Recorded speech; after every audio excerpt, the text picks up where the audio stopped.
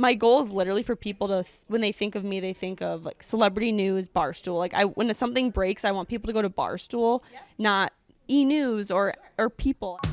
It's Thursday, December 16th. This is episode 194 of the Token CEO podcast. We are presented by Sports Research. It is cold and dark outside. Womp, womp. I don't know about you, that makes me not want to work out, but you got to muscle through. You want to look great for the holidays. You want to start 2022 off with a bang. Sports Research can help you. If you go to sportsresearch.com, you can add all sorts of favorite workout products to your basket and use code Erika to get 25% off at checkout. That's sportsresearch.com, promo code Erika for 25% off at checkout. All right, so what are we doing today on this episode? You are probably going to skim right through this thing because you, like me, want to get to the end of the year like you read about. So if you want to skip through, here's what we're doing. We're doing headlines. We have Q&A as always. We have an interview with Jordyn Woodruff. Jordyn is one of the newest Barstool personalities. I'm a huge fan of hers. I think she is an exceptionally wise and evolved person, and she's going to tell us what she's doing here. We have an adulting segment on do's and don'ts for your holiday party, the ultimate career-limiting move environment. And then we have our Work Like a Girl segment. So we're adding Work Like a Girl, where we're going to feature a woman who is just crushing it, and Olivia Rodrigo is our pick this episode. All right, so let's start it up with headlines. Before we get into headlines, if you haven't already subscribed to Things You Missed, Things You Missed is our newsletter, so if you don't feel like listening to me or reading the Morning Brew or doing other stuff, you can just subscribe to Things You Missed. It's not for finance bros because it's created by women, but it's barstool.link/TYM to sign up for Things You Missed. All right, so first up is Peloton. I will have you know I'm trying to sit up straight in this episode, which is making my jeans extra tight. So shout out my jeans. Go to sportsresearch.com/Erika for 25% off. Anyways, I need to take that advice. All right, so Peloton. So I woke up last Friday morning. I opened my Apple News, and then I remembered that Apple News exploits publishers. So then I closed my Apple News and went to a bunch of websites.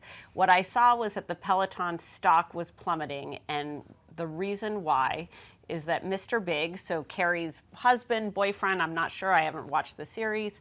Mr. Big in the new Sex and the City series on HBO Max has a heart attack while taking a Jess King class on Peloton. Couple of thoughts here. One is clearly Peloton did not pay for product placement into that episode, because if you had paid for product placement into the episode and then the character has a fucking heart attack on your product, you're going to be pretty pissed. So really interesting. I always thought one of the most interesting things about the movie industry was product placement. There's obviously a huge business that is built around getting products inserted into rap songs, music videos, country songs, TV shows, and movies.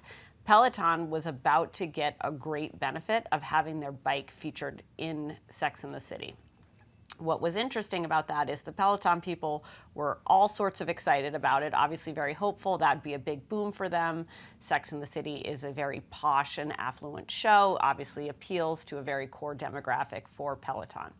Why is this important? Peloton shares are plummeting in general, or are being challenged in general, as gyms reopen, as they saturate their core audience, and as they face new competition from companies like Echelon and others. So important time for Peloton. Peloton is used to being a darling. I actually had a really interesting conversation about Peloton the other day about how, because Peloton doesn't sell through third parties, so they don't sell through Costco or Walmart or Dick's Sporting Goods or anyone, that they don't have to adhere to safety standards that companies who do sell through third parties have to, which was really interesting. So interesting business Peloton has. They're definitely a bully. They've tried to put a lot of businesses that compete with them out of business, but they're also seeing challenges as their business matures and grows.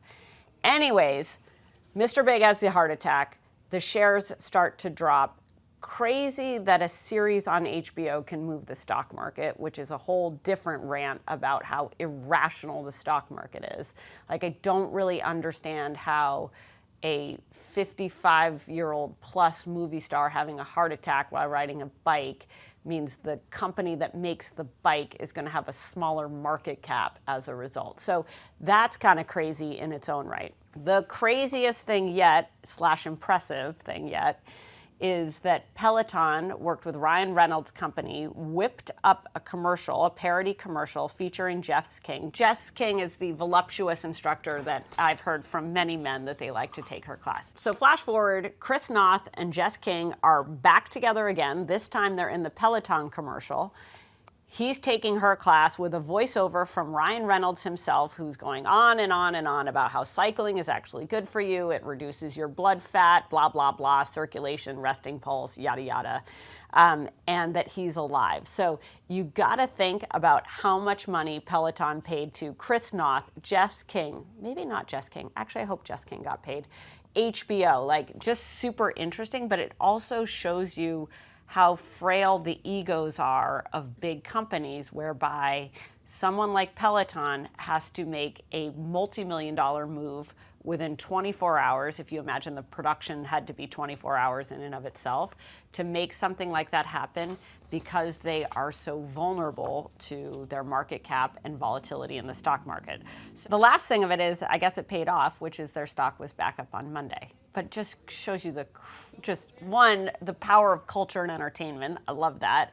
2, companies are bananas with how they spend money. And 3, maybe they're not so bananas because it actually works. Next up, Elon Musk named Time's Person of the Year. So the Tesla and SpaceX founder was named the Person of the Year on Monday. Used to be Man of the Year. Shout out Time. Now we're inclusive of people. They called him a clown, a genius, an edgelord, a visionary, an industrialist, a showman, a cad, and a madcap hybrid of Thomas Edison, P.T. Barnum, Andrew Carnegie, and Watchmen's Dr. Manhattan, the brooding, blue-skinned man-god who invents electric cars and moves to Mars. I love that description. Also kind of amazing 2021 that you're celebrating in the Person of the Year madness and genius and controversy and volatility in addition to accomplishment. So, the thing I love about it is that I think Elon Musk, sometimes I think this about Dave too, is that there are people that are just so of the moment, and their contradictions and their behaviors and their mechanisms and their peccadillos are so emblematic of the world we now live in. I think Elon is completely that and more, right? He has 2 companies. He's pioneering into space. He's revolutionizing the automotive industry. He is hammering his own stock by virtue of his antics on Twitter. He's completely crowdsourced. He's irreverent. He's just his own person, and he's building a cult of personality, not only around himself, but also around his products. I was talking to someone, a big fund manager. I was talking to a big fund manager the other day, and he was telling me how he had just been to the Tesla factories and the SpaceX factories, and that everything in them was just a bit higher than Apple. So the height of the building was bigger than Apple. The this and the that, bigger than Apple. So it just shows you the ambition that Musk has. And also his power is evident not only in the companies he's created, but the products he drives. All right, so the Excel nerds battle it out at the spreadsheet Olympics. So fascinating. We had Rich Greenfield come in last week and talk to what we call the L2. So we had Rich Greenfield come in and talk to basically all the top managers in the company. So it's probably like 50-ish people here at Barstool. And he was talking about what he thinks are the biggest trends in sports, biggest trends in media. We were talking about the metaverse, and his basic takeaway, besides saying that the cable bundle is dead, which everybody knows and nobody cares about cable, what he was saying is that sports are dying, essentially. We're in the last phases of the traditional rights holders. We're going to see a new crop of rights holders, which will be the technology companies. Live sports rights are the only things commanding audience and or value on television. Finally, that young people don't care about sports. the way their older siblings do, the way their parents do, or the way their grandparents do. So that what is essentially happening is that younger people are going to be passionate about a new version of what a team, a player, a sport, or a league is.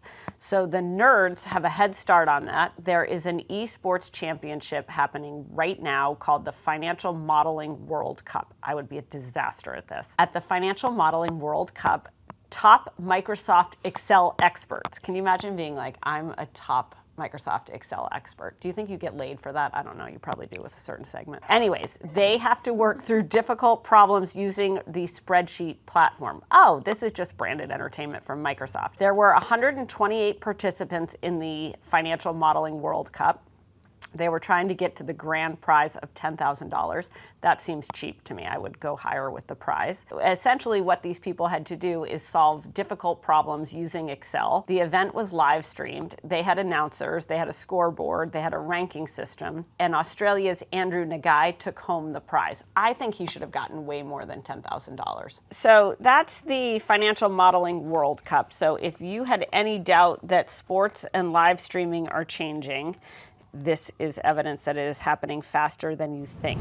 So last two headlines. The first one is that USA Gymnastics and the U.S. Olympic Committee have settled with the victims of Larry Nassar. The committee has agreed to pay $380 million to settle lawsuits from the survivors of the former Olympic team doctor Larry Nassar. As you'll remember, Nassar pleaded guilty to possession of child pornography, and in 2018, he pleaded guilty to sexually assaulting former patients. I gotta say, I think one of the most disgusting things in sports is the manipulation of the relationship between young girls and male coaches. Like, obviously, there are great coaches out there. There's great men's coaches out there. There's great people out there. But a case like this just shows you how malicious and manipulative and diabolical it is for a young girl to be put in a position where her future is in the hands of someone who is going to abuse and exploit her. This is the largest single settlement for sexual abuse in history. The other thing that's really interesting about this is that USA Gymnastics is going to require that a former victim be on their board at all time, at least one of them, to make sure that, one, this doesn't happen again, and two, there is always restorative justice. So somewhat closing the chapter for the U.S. Olympic Committee and USA Gymnastics, I would argue, though, they're always going to have a black eye. I don't think anyone will ever think about Penn State without thinking about the sex crimes that happened at Penn State. I don't think anyone will ever think about USA Olympics or USA Gymnastics without thinking the same. Last up, Vox and Group 9 are going to merge. So in the uninteresting happenings in digital publishing, the Wall Street Journal has broken a story that says Vox Media and Group 9 are going to merge. So Vox Media is SB Nation, New York Magazine, Curbed, Eater, SB Nation. Group 9 is Pop Sugar, Now This, and the Dodo, which is like a cute animal. Actually, one of their biggest growing brands, the cute animal brand. People love cute animals. All right, this is going to be an all-stock transaction. My 2 cents on this is that digital media companies are struggling. Like, they're just on the struggle bus. Everyone this year was going to SPAC, so Vice was going to be part of a SPAC. Group 9 was going to be a part of a SPAC. Obviously, BuzzFeed just SPAC'd. And what's essentially happening is the companies are finding that they can't grow anymore. 2, their employee base has unionized and essentially just slowed the pace of innovation and exploration and creativity. They have not diversified their business models. They're entirely predicated on advertising, and in that, largely programmatic advertising. And as a result, they're finding themselves kind of dead in the water. So you're seeing the mergers. I think Vox acquired New York Magazine for mostly a stock transaction. And now Vox and Group 9 will come together. What does that mean? They can cut a lot of people's jobs. If you work at Vox or Group 9 and you want a job, you should come look at Barstool Sports. But they'll cut a lot of jobs. they'll create bigger bundles for advertisers, and then they'll eke out a small amount of growth in the future. All right, that's headlines. Ooh, all right, so we've got Echelon. I don't know if you're familiar with Echelon. I actually met with the Echelon people this week. Super, super, super impressive. So Echelon makes a whole host of products. They make treadmills, they make bikes. There's all sorts of different ranges of bikes. They sell through Walmart, Costco, Dick's Sporting Goods, and others. What's great about Echelon is that they're growing a competitor to Peloton that is more affordable, easier to purchase, and in stock at retailers all around this country. They also are very, very focused on community. They do have great instructors. They're building a ton of instructors, but it's more so about the communities and people either riding or running or otherwise engaged with their product. So they have a limited time offer right now. You can get up to $800 off if you just text CEO to 818181 to get $800 off. I'm a big fan. I'm an even bigger fan after meeting them.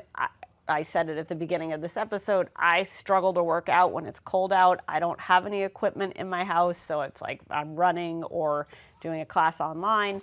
So Echelon is a great option. You can text CEO to 818181 to get yours. Message and data rates apply. See terms for details. Now we're into Q&A. This episode is taking forever. Sorry. Today's Q&A. I was assigned a manager that isn't very involved in my day-to-day and is very disconnected about everything I do. We recently had a review, but nothing was really talked about. He just told me to fill out our HR platform's review questions and to stand by.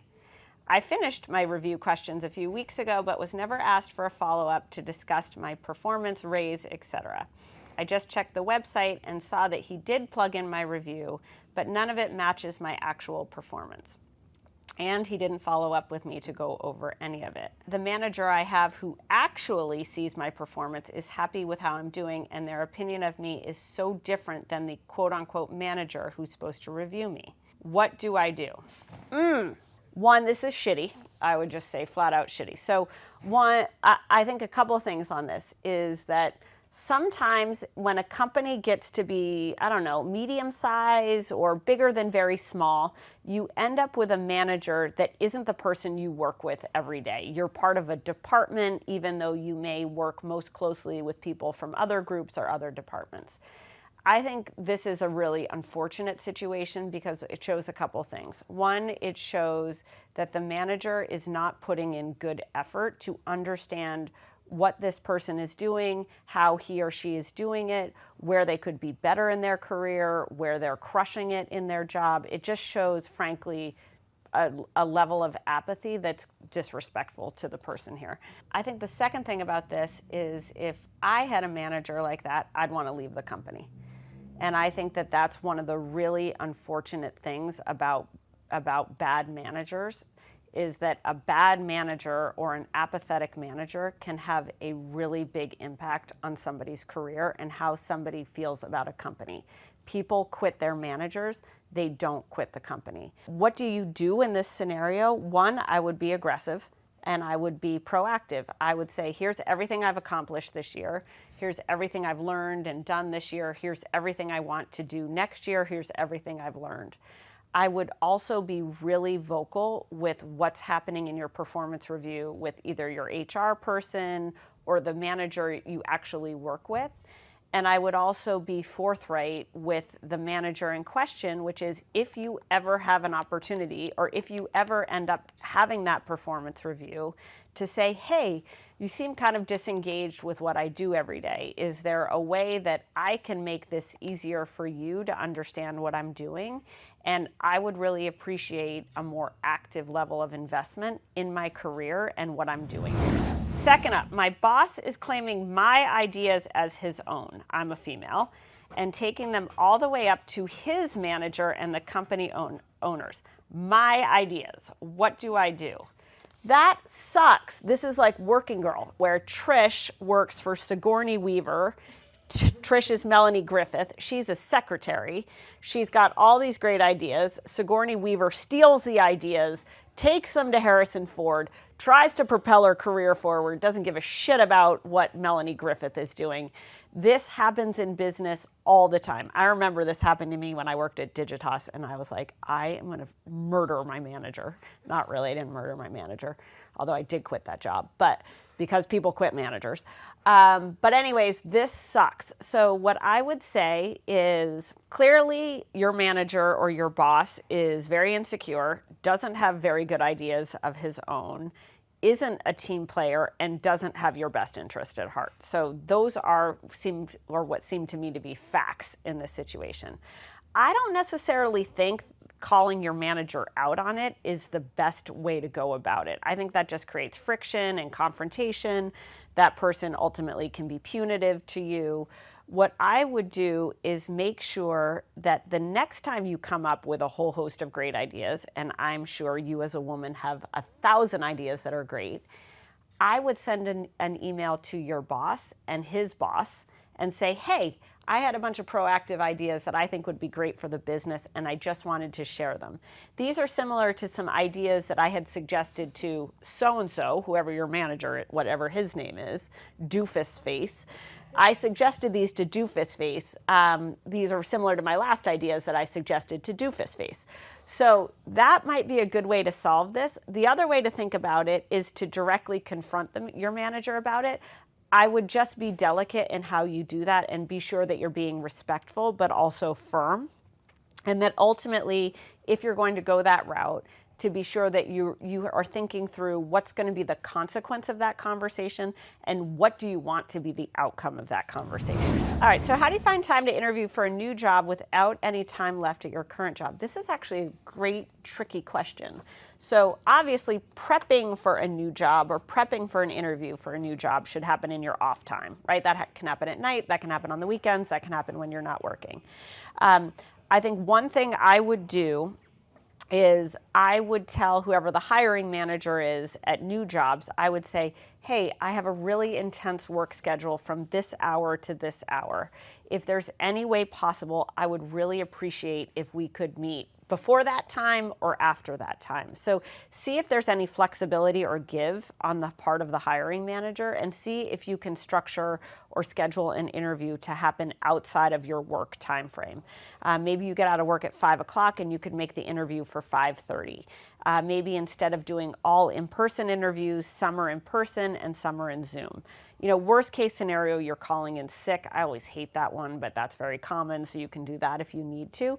But I would really see, I think the hiring manager would appreciate you being respectful of your current workplace and being respectful of your current work commitments. I'd be respectful of that. And hopefully that person will be accommodating to your schedule needs in interviewing for a position at their company. All right, Jordyn Woodruff. So Jordyn Woodruff is up. She is one of our newest talents. I wanted her to join because I think she's just an interesting voice of a 20-something. She's this fresh-faced little thing. She's got these big eyes and this like Midwestern aura to herself, but she's really gone out on a limb. She's changed her life. She's changed her career. She loves entertainment. She's making a go of creating videos for us at Barstool Sports. She has a show called Jordyn Wood Know, where she talks about entertainment and TikTok and Hollywood conspiracy theories. So who doesn't want to learn more about that? And we talk about how she got to Barstool and what she's going to do next. And so tell a little bit about what you're doing, what you want to be doing, and your path to get here. Yes. So right now, the way I like to frame myself is I want to be known as kind of like a celebrity reporter at Barstool. I do all things pop culture, entertainment news, TikTok tea, influencer drama. And I just kind of post it across all channels, YouTube, TikTok, and Instagram. And I just want to keep making that bigger and bigger. Okay. One day, I really want to help shape Barstool as also a place where people go for entertainment news, not only sports. So that's kind of my dream and my goal with that. Okay. I've been working in the corporate world for about 5 years. I started actually in corporate insurance. Yeah. A little different than what I'm doing now. In the Midwest, right? Yes. Born and raised Minnesota. Went to college in North Dakota. Okay. So true Midwest What's girl. North Dakota like? Honestly, it's like Minneapolis, but, well, I should say Fargo. Okay. Fargo and North Dakota are very different. Okay. Fargo is very similar to Minneapolis, just a smaller version of it. Okay. So it's still a city. People are still people. It's just smaller and colder. Okay. So not a lot going on. I feel like working at an insurance company in the Midwest, you are just primed for something like a sitcom greatness or disaster, don't you think? Yes. It's like the perfect beginnings. Oh, 100%. When I first started, I also started watching The Office, and I felt like I was in that environment Yeah, from 100%. just like an aesthetic more so, Yep. like the people and like Yep. how blah it was. People were not as funny as The Office. It was just like the aesthetic of everyone. Yeah. Very Um, beige, I feel. Yes. Insurance, if you had to put a color to every profession, that's actually a really good exercise. Yeah. We should color, like what color is like being a real estate broker? Yeah. I thought red or blue. Oh, really? I think it's like a yellow. They're so sunshiny and you're like, ugh. But they're like a little sleazy. Yeah, definitely. It's Yeah. a bad yellow. Yeah. Or mustard you yellow. know, or something. Okay, go ahead. So we can agree insurance Yes. is beige. All right, you're living a beige life in the Midwest. You're like, get me out of here. I Yes. want to get to New York City. That's actually a good way to put it too. I feel like my life was very dull color wise, and I feel a lot brighter now. Okay. Like I feel like the color of my shirt now. And then in Minnesota, I was like a beige. Okay. Yeah, so I did that for 4 years, but I've always wanted to live in New York. I always wanted like bigger and cooler things. Yep. I always just kind of, I felt like I Were you was going scared on. to move to New York? No, I wasn't. Oh, I was so scared to move to New York. I don't think I would have if I was younger. I'm 26, and if I would have done this out of college, I would have been terrified. Yep. But I think, this sounds horrible, but I was just so unhappy with my past, like my previous life, that I was like, I have no feeling of, if I move, I'm like, ugh. If it's a disaster, it can't be worse than this. Literally, it Yeah. can't be worse. And I really just like didn't have a lot of, yeah, that's the best way to put it. Okay. It couldn't get worse than it was. Okay, so you get a job. You're like, anything to get to New York City and Yes. out of my beige life. Yes. So I got a job working in digital media before Barstool because Okay. it was a job that got me to New York. Yep. And then when I was in the process of moving to New York, you guys had the Barstool talent search Yep. on TikTok. So I applied to that in August. And Gaz reached out literally a week before I was going to move. And he was like, hey, do you want to chat? So we did over Zoom. And he was like, can you chat again? And I was like, I'm actually going to be living in New York in a week. And he was like, all right, let's have you come into the office. And it just Okay. worked out really well. So what did you do about the company that you took the job with? So I worked there for about 4 months. So Okay. it was like a decent amount of time. And I told them that I had gotten my dream job. And they were actually very happy for me and very Okay. supportive. No one really knew I was doing content on the side. I kind of kept it as a secret because I didn't know how companies would take it. Yep. But they kind of knew. And once I showed them, they were like, yeah, this is awesome. So just for people who are watching this or listening to this, you started making entertainment news videos, Yes. essentially, and you were posting them really regularly, which caught our eye. And we felt that you could be like 1 minute man of entertainment for women, which Yes. is a role that we've been missing. We've tried to get like every woman here to do exactly what you are already doing. Gaz sees, or you apply to the talent search, we find you. You show up here, dream job. Like, how's it going? It's honestly going great. It was very overwhelming when I first started. I felt like it took me probably a month to just kind of like get in the swing of things. I still am. Yep. Just because it's like a whole different world and your hobby becomes your full-time job. Yeah, that's hard. And TikTok was my escape out of my old world, and now it's like my whole world. Yep. So I'm having to learn like new hobbies and new things I'm passionate about. That's an interesting life challenge. Yeah, it really was. Good for you, though. That's very mature. Thank you. Yeah, it was something I've worked on in therapy. That's good. Work was like my hobby, and then like I drowned in work, and then I was Yeah. like, oh God, what do I do outside of work? But that's great that you're already. So what are you doing outside of work? What's your hobby now? So I'm still a little kind of trying to figure it out, but I love to work out. So I make Okay. sure I implement that every single day. I love like going to new restaurants and trying new foods, and I love wine. Do you have friends here? I do. Okay. Honestly, finding friends in New York has It's been so way easy. Yeah, New York is like the secret, sneaky friendliest place on the planet. Thank you. Very easy to make friends here. People always say the Midwest, like Minnesota nice or Midwest No, nice. Minnesota's Like, no. could be. So I have a lot of opinions on this because I used to do a lot of business in Minneapolis, and I think that Minneapolis people, what do you call them? Minnesotans, yeah. Are so kind and nice, but it's like a wall. Yes. It's Minnesota nice, which means not nice at all. Passive. Passive and Thank also like Scandinavian descent, so like very icy, and also prove it. Like New Yorkers are like, it's chaos here. This is a shit show. I'm trying to figure it out. Are you trying to figure it out? Do you want to figure it out together? Like there's a little bit more melting pot, mix it, we're in this together. I completely agree. And I also feel like people here are more open-minded and also more inclusive. Yes, I agree. Midwest, you hang out with the people you like grew up with, and that's it. Yeah. You don't let anyone in. I think Boston and places north are the same way. Yes. I was looking for the same thing when I came here, so I get that. Okay. And what's happening in entertainment news right now?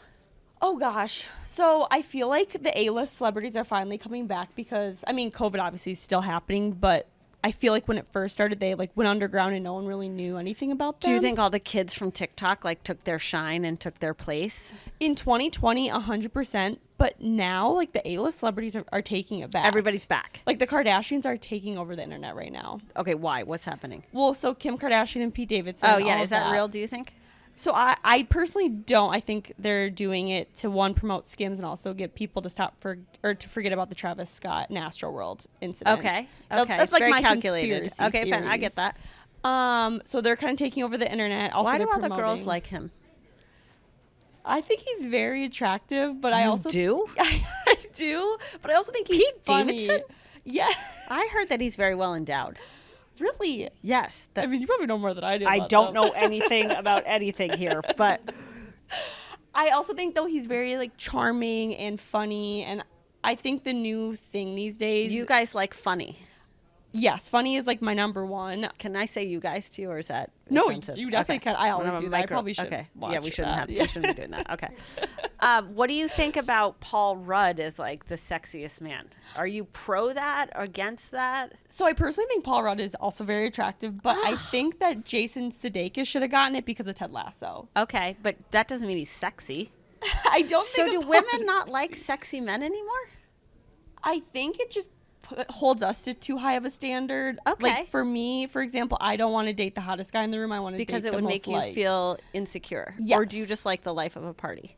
The hottest guy in the room would make me feel insecure, and also I feel like I hold myself to all these like high standards I can't like uphold. Okay. I also would rather date someone where people are like, oh, he's so nice versus he's so hot. I also don't want everyone looking at my boyfriend all the time. Okay, that makes total sense. That's very smart. Yeah. You want someone who makes you laugh and who you feel comfortable with and who you can be you around. 100%. Yeah. I think this is how women have changed.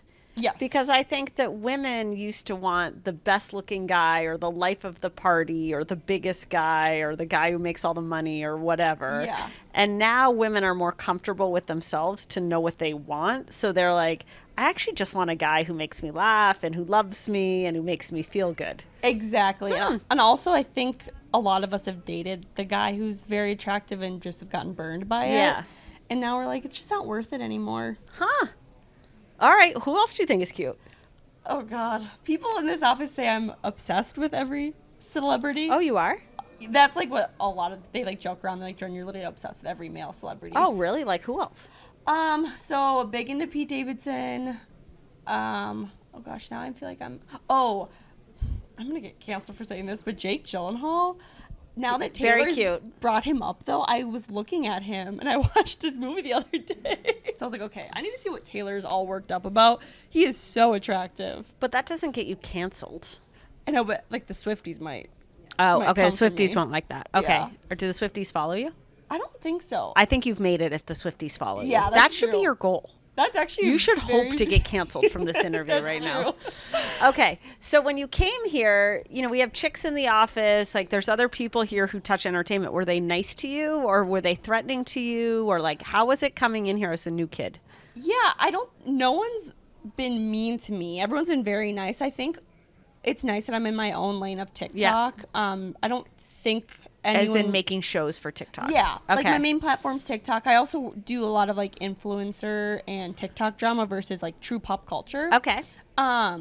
Because that's more interesting to you, or do you think the internet's more interested in that? So during COVID, I found that there was a gap. A lot of people, everyone was talking about pop culture, but there's not one news segment or news outlet that solely We talks tried to about. buy tried to buy one of them. Yeah, Gaz told me about that. Yeah, that talked about like Same. TikTok tea. The tea. Okay. So I was like, okay, why do what everyone else is doing? Like, might as well do something there's a need for. Yep. And at the time, it was just like the hottest topics. Like everyone's obsessed with like the D'Amelios and Addison Rae and Bryce Hall. Who's your favorite TikToker?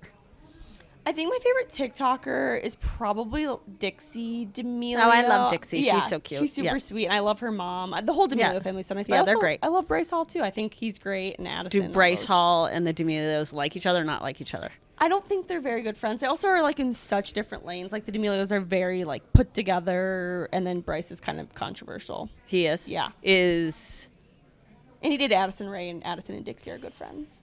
Okay, but now they don't go out. No, they're exes. Okay, fine. Bad exes? Yeah, bad exes. Oh, okay, fine. Yeah. Okay. All right. So what are your hopes for like the year ahead? Like, what do you want to do here? Is your show growing? Yeah, so I want to keep growing my platforms. I don't really have like a show. I do the 1 minute thing. Yep. I do weekend recaps on YouTube. So I just want to keep growing that in my presence. And my goal is literally for people to, when they think of me, they think of like celebrity news, Barstool. Like when something breaks, I want people to go to Barstool. Yep. Not E-News or People. Like, don't you think E-News is dead?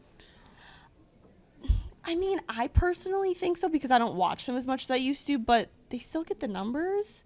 So I don't know if it's like the older generations or what, but I feel like Gen Z, they're getting their news from TikTok and like Instagram accounts. Yeah. Yep. And soon Barstool. Okay. Tell people about the brand and how they follow you. So what do you mean like the brand? What do you call your 1 minute man? Oh, so the brand I go by is Jordyn Wood Know. My last name's Woodruff, so it's Jordyn and then Wood and then Know, like kind of like a play off my last name. So I don't get it. Say it again. So my full name is Jordyn Woodruff. Okay. So I did Jordyn Wood Know, kind of like when people are like, oh, what's going on? Jordyn Wood Know. Like Jordyn Wood Know. Do we trademark that? Oh, I don't know. That's not. I'll deal with that after. I was like, okay, I don't so know. Jordyn Wood Know is the brand of your show. Yes. That rhymes. Oh yeah, that does. That's and it's cute. And it's Wood WOOD, like my last name. Got it. Like, Haha. Yeah, Totally so get it. Thanks. That's my name. Yep. Okay. So that's Instagram, pretty much everything. Okay. Jordyn Wood Know. And were you a viral sensation, or did your TikToks just gain followers over time? Like, how did it work? Yeah. Or so gain views? I definitely was not viral. It took me 6 months to even gain 10,000 followers, which is pretty extreme on TikTok. Most people who join TikTok get like hundreds and thousands within the first 6 months. So I definitely would say I was a more slow growth. I still am. Like, I'm not massive by any means. But yeah, there hasn't been any moments really that have blown me up. It's been pretty consistent, which I'm okay with because I feel like it keeps, if I ever had like a unbelievable viral moment and then I didn't get that again, I feel like I would be like a letdown. Yeah. Just harder on myself. So very like consistent. And then how's single life in New York City going?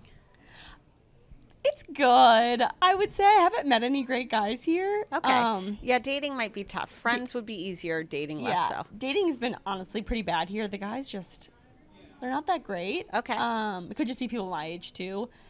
But I feel like in New York, I feel so comfortable being single because there's so much to do. Yeah, you're not lonely. Yeah, and I also like love my job and I want to focus on that and my friends and What's your secret to making friends in a new city?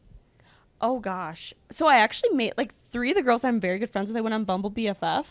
Like, oh, they have Bumble for friends? Yeah. And that's how I found I need that. Yeah. That's amazing. You should. Yeah, I found probably 3 a little girls. outside of the bracket. No, I think anyone can. Huh. All ages, all guys can go on it too. Like it's for girls and guys. So that way, and then also I've met some great people here. So what'd you say? What were you like? Oh, I got so lucky that literally this girl was like, "You're like, I'm looking for friends." Yeah, so you make a dating profile like you would if you were to see a friend dating profile. Yes, a friend dating profile. And one of the girls that I matched with, she was like, "Hey, want to grab drinks?" Then when I was on my way, she's like, "Do you mind if I bring 2 other girls?"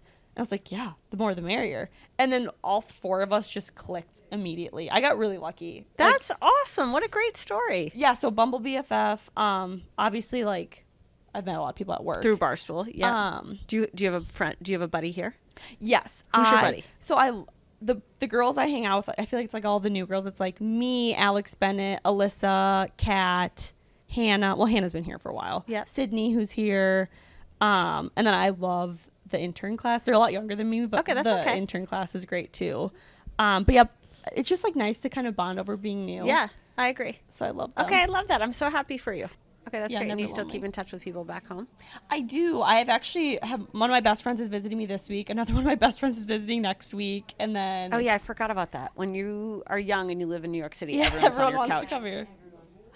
I forgot about that. That is true. Yeah, Everyone's so- going to be on your couch all the time. That Yes. makes it fun. Okay. It is fun, yeah. Okay. And do people shake their head at you for the people back in Minnesota? Like, ugh, what's she thinking? Or she's too good for us? Or do you get any of that? So when I first started on social media, a lot of people made fun of me and judged me, and Strangers on the internet? or people I thought were my friends. Okay.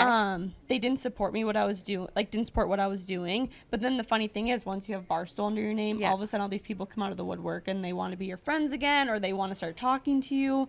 And I'm like, you literally didn't give me the time of day. Yeah. So what do you do with 6 that? months How ago. do you handle that? Pretty much just ignore them, or I'll be nice back, of course, but I'm not gonna like follow up with them. Like Yeah. I've had people reach out and they're like, we should hang out sometime, blah You're blah. like, And I'm sure. I'll be Or like, no. yeah, of course, and then I just don't answer. Delete. Yeah. Yeah, but that's something I struggled with in the past, because now all of a sudden it's like, oh, everyone wants to be my friend, but I'm like, you didn't talk to me literally. You're not my friend. Yeah. Yeah. So you really have to watch watch out for fake people. Mm-hmm. Once you kind of join this like world of being more in the You're being more spotlight. public. Yeah, more public. Yep. And what are the lessons of your 26-year-old life? Like, what do you have to share? Oh gosh. I think the biggest thing is what I've learned is like, one, there's no timeline, because in Minnesota right now I should be engaged, married, popping out 3 Babies. kids. Yeah. So I would say that, and then also it's so stupid. Well, I have 2 more. One, follow your dreams. Like, I know that's so stupid, but That's not stupid at all. like literally you have one life to live, you just gotta live Yeah. it. But I think the biggest thing I've learned is thief is the comparison of joy, because I used to compare myself to so many people and I was miserable doing it. And then as soon as I realized like I'm my own person, if it's supposed to happen for me, it will happen. And that kind of helped shape my life, because yeah, when you compare yourself to people, you just become a miserable human being. So I think that's like the biggest thing I've learned in my 20s. Okay, I love that. Yeah. Do you have questions for me? Oh gosh, I could ask you a million questions. You don't have to have any. I'm just asking. Can I? Well, so how long have you been the CEO of Barstool? 5 years, almost 6 years, 5.5 years. Did you like when you were my age? Were you like, I want to be the CEO of XYZ company? No, when I was 26, I think I was working for like a bunch of ad agencies, or I worked at Microsoft maybe. No, I love to work. I thought I would be in advertising and marketing forever. And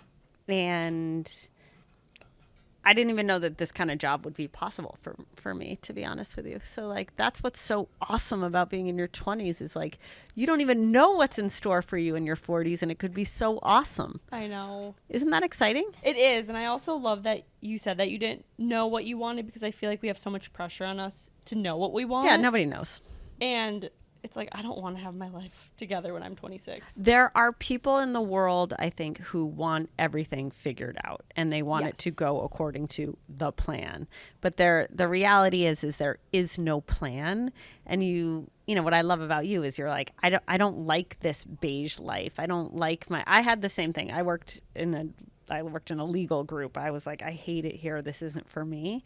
The problems in myself that I always tried to fix were like, I always tried to fix them through work, which I don't know, that was like the best thing I ever did. But I think it's great to take a risk. Yes. And New York could have been a disaster.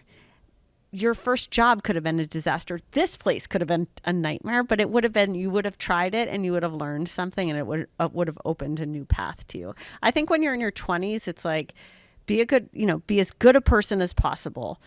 At the same time, try as many things as possible, meet as many people as possible, work as hard as possible, and be happy as much as possible. And I think if you could like kind of get there and not feel like shit and sad and like insecure all the time, which everyone in their 20s feels constantly, then you're in pretty good shape. I think what's hard about your 20s is everything is new.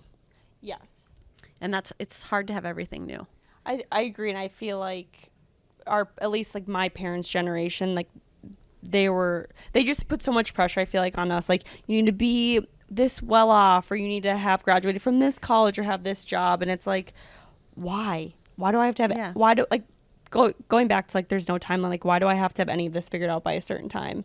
And that's like what I did in my beige life, and I was unbelievably miserable, like crying every single day. Yeah, just unfulfilled, which Yeah. means your life is going to be shorter and it's not going to be Yes. as great. Exactly. So you should try everything. and take the risk, because then you can do stuff like this. Yeah, that's right. Yeah, That's thank great. you. I'm Yeah. happy you're here. I'm very happy to be here. Thank Okay, you. good. All right. That's Jordyn. Jordyn Wood Know. All right, so that was Jordyn. You should keep an eye out for her if you're interested in celebrity news and entertainment. She also just launched her own merch line, so if you feel like getting to know her and watching her and then wearing her, you can get her stuff at barstoolsports.com. All right, so last up, it's holiday season. Everyone's having, I think, a lot of cocktails. I love High Noon. 100 calories, real vodka, real juice, and a splash of sparkling water. Who doesn't love that? You can hydrate while you drink.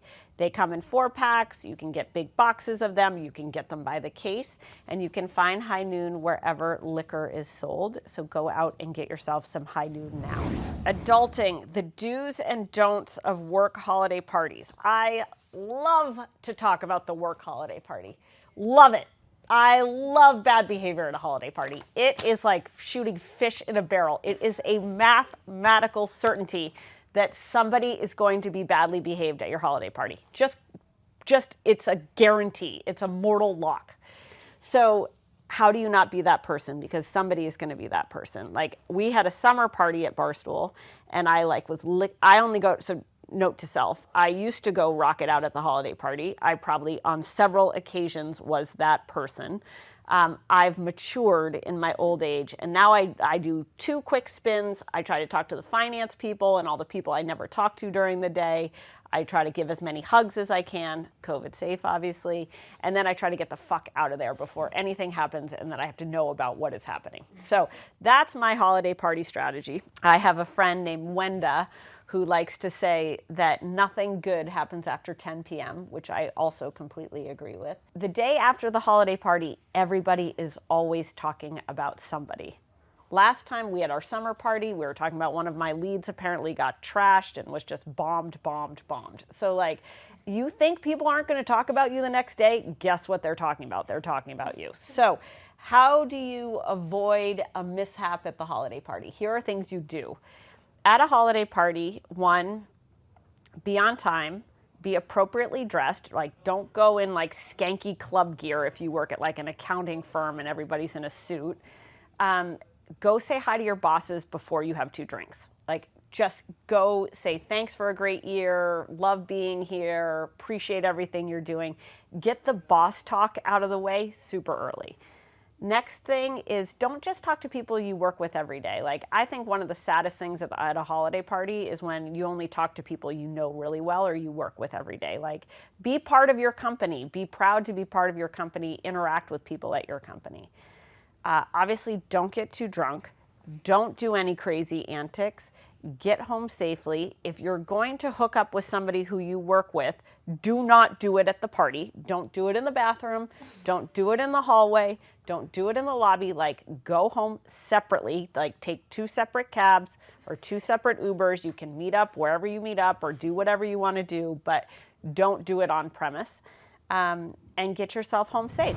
Last up, I wanted to introduce a new segment that we're going to do in 2022. It's called Work Like a Girl. So I'm super fired up about Work Like a Girl. Work Like a Girl is a platform that we want to build.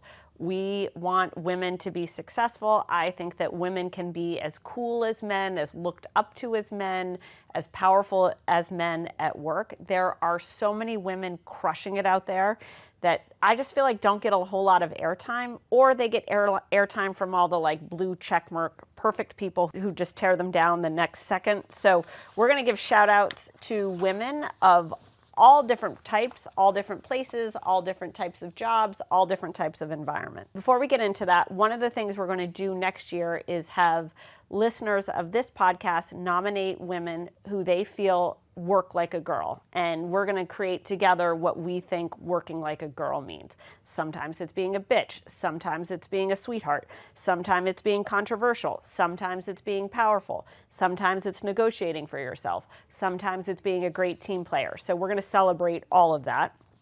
First woman that we are heralding is Olivia Rodrigo. So Olivia Rodrigo is the pop superstar behind Driver's License. If you do not listen to her, your children probably do. She also sings Good For You, which is just a sexy little number. She put up tickets on sale for her 2022 tour last week. She sold out nearly immediately. She's the hottest thing ever. She wears like these little vintage retro Chanel suits. She looks adorable on Instagram. She is the total package. What's awesome about her is her entire band is composed of women. So shout out Olivia Rodrigo. That is working like a girl. She spoke to the LA Times and said, 6 girls on electric guitars and things rocking out on this super crunchy grunge song. I feel like I didn't get to see enough of that when I was a kid. I actually totally agree with this. I watched the Alanis Morissette documentary last weekend, which was amazing. Alanis Morissette is truly amazing. But she, in the documentary, talked about how her band was all men, which was very common. I really don't know any major pop star in the 90s or early 2000s that didn't have a male backup band. But anyways, what she talked about is how pissed off she would be that they would go like hook up all the time and treat girls badly and the groupie culture. And she's like, what the fuck, guys? Like, that's not a reflection of my values. That's not a reflection of who I am. So shout out to Alanis for paving the way, and shout out to Olivia for making a stand and having an all-female backup band. That's it. Subscribe to Things You Missed, or this podcast, or watch us on YouTube, or DM us with questions. You can join our Facebook group. If your resolution in the new year is going to be getting a job, go to worklikeagirl.com and you can look at our job board. Also, all of our Barstool jobs are posted on my LinkedIn, and they're posted on Work Like a Girl and our Facebook group. I can't wait to see you back here next week, and that's it for today.